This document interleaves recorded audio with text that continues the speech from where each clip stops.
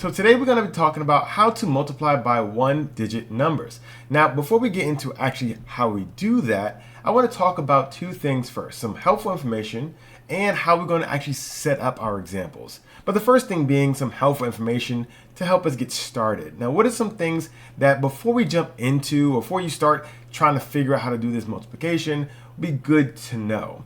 And the first one being your place values. Now, you'll see why this is a big deal later, but understanding or having a decent understanding of your place values will be beneficial when you're doing this multiplication.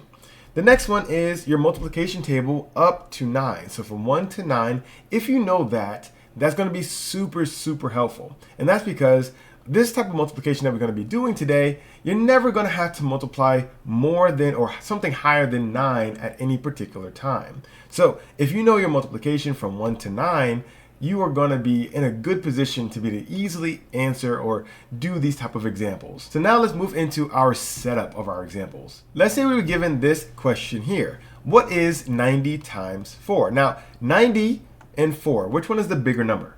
90. So 90 is going to be something that we want to focus on. Now, once again, we're multiplying by one-digit numbers. Here's your one-digit number. 90 times 4. Well, when we're setting this up, we're going to be doing it in a stacked form, and we have to make sure we're stacking this correctly because not all stacks are created equal. So we want to take our bigger number, which we identified as 90, and we're going to put it on top of our stacked form. So 90 goes here. Now I can write this a little bit bigger. Use up some of this white space that we have here. 90, right? And then we're going to, once again, stack, right? So if we're saying 90 is on top, that means 4 has to be below. Where we put 4 is important though. And this is where understanding your place values is going to help. 4 is one digit. 90 is 2 digits. We know that the first digit of a 2-digit number is in the ones place, and the second digit is in your tens place. This is only one digit, so this is going to be our ones place. We want to make sure we're stacking according to place values. So ones goes with ones, tens goes with tens, and so forth. Right now we only have a ones place because we're multiplying by a one-digit number. Then you take your multiplication sign and put it outside of the highest place value.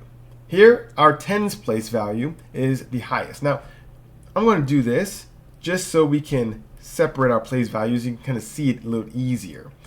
Here's your ones place, here's your tens place. And you see our multiplication sign is outside of our highest place value. And to drive that home, you can put a line here.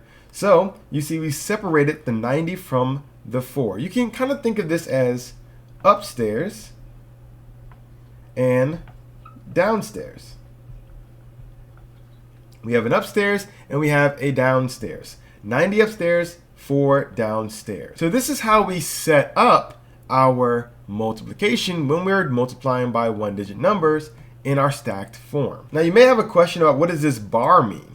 So we did some separations, but this is not necessary. You are really just doing this, right? But what is this bar? This bar is just a separator between what you're multiplying and what you're going to be getting as your answer. This, whatever goes on down here, is going to be our answer. This up top, all of this up here is what you're multiplying by. Now that we've talked about our setup, let's jump into actually how we're going to do this multiplication. So now we're back with multiplying our 90 times 4 in our stacked form. And we've already broken this up into upstairs and downstairs. We've stacked this properly. We've broken it up according to our place values, but how do we actually go about multiplying this? Well, to help us, I'm going to do one more quick thing that will drive home the steps I'm about to show. Let's say we have a box around each one of these, and I call these doors. So say door number 1 is our first box coming from the right, and door number 2. So we have 2 doors up here, mainly because we have a 2-digit number at the very top. So we have a 2-digit number in our upstairs, so we have 2 doors. And we have a 1-digit number in our downstairs. This is important because how we go about solving this is by multiplying our downstairs by every digit in our upstairs. But it's important to multiply them in the correct order. So we want to multiply our downstairs digit by every number up top. Every number. Notice how I numbered these doors. This is on purpose. This 4 is going to be multiplied by both of these digits, but it's going to be going in the order in which you see your doors. So this is door number 1. That means it goes and visits upstairs door number 1 first. So 4 times 0 comes before 4 times 9. We're going to be multiplying both of these, but we're going to start from right to left. So your first door, then your second door, and if there were more doors, you keep going. But 4 is going to be multiplied by every single digit up top. So once again, like I said, we're going to be starting with our first door. So we do that, and we know that 4 times 0 is going to be 0. This is our ones place, so we're going to be putting it here in our ones place. 4 times 0 is 0. Now we move on to 4 times 9. 4 times 9 is going to be what? 36. However, 36 is a 2-digit number. We broke this out into place values, right? We don't want to put a 2-digit number in a tens place, because this is what it's supposed to be, a tens place. So our 36 has 2 digits. We're going to separate those digits. But this example is pretty much done. 90 times 4 is 360. This is our answer. 360. Let's jump into our next example and get a little bit more practice with this. So here we have another multiplication problem that we have to tackle. 86 times 6. And I've written it in our stacked form with our upstairs and our downstairs clearly defined. We've broken this out according to our place values, and I even put your 2 doors there. Remember, door 1, door 2 starting from the right.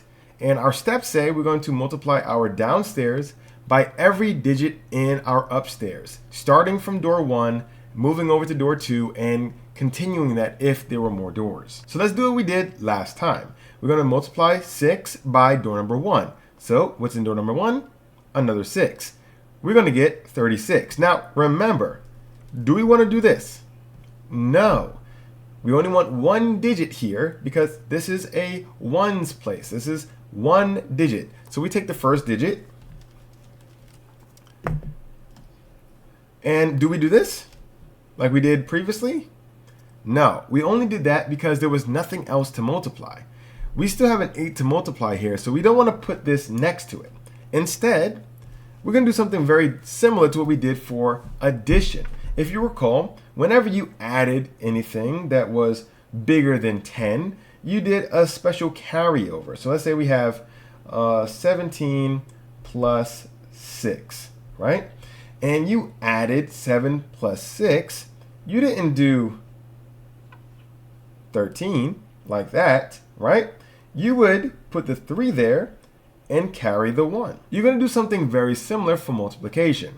So instead of putting the 36 down here, put the 6 here, carry over the 3. And that's pretty much where the similarities end. So don't try to continue like you would do for addition. You just want to make sure you're carrying over like you did for addition, but don't try to continue like addition. They're 2 different things. Now that we've thoroughly multiplied our 6 by our door number 1, let's move on to door number 2. 6 times 8. Now what is 6 times 8? Well, that's going to be 48. Now, do we want to do this? No, we don't want to do that. Do we want to do this? No, we don't want to do that. And that's because we didn't do anything with this carried over 3. Well, after you do your multiplication, then you want to bring in this carried over number, whatever that number is. In this case, it's a 3. So we have your 8 times your 6, which we know to be 48. You're then going to add whatever your carryover was. So 48 plus this 3 gives you a 51.